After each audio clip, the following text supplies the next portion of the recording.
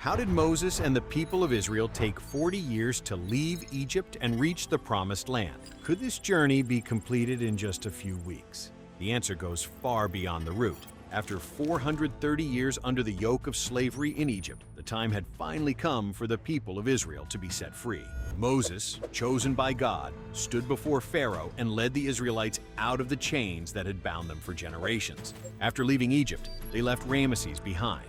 They crossed the Red Sea, whose waters parted before them in an unforgettable miracle. They passed through Mara, Elim, and Rephidim until they finally reached the imposing Mount Sinai, where Moses himself ascended into the presence of God and received the 10 Commandments, the laws that would guide the people of Israel. Time passed, and finally the Israelites reached Kadesh-barnea, practically at the gates of the Promised Land. The promise was right there, within their grasp. It seemed that, after so much suffering, their journey was finally about to come to an end. But everything was about to change.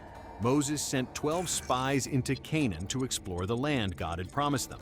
For 40 days they traveled throughout that region and returned with a report that would change everything.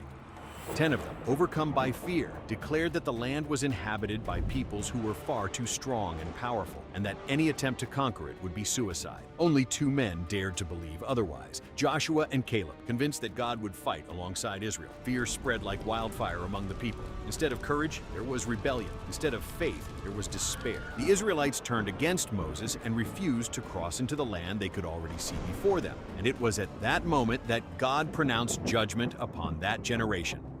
By my life and by my glorious presence that fills the whole world, I swear that none of these men will live to enter that land. They have seen my glory and the miracles I performed in Egypt and in the wilderness. Yet 10 times they have tested my patience and refused to obey me. They will never enter the land I swore to give to their ancestors. From that day forward, the Promised Land was no longer just a few steps away.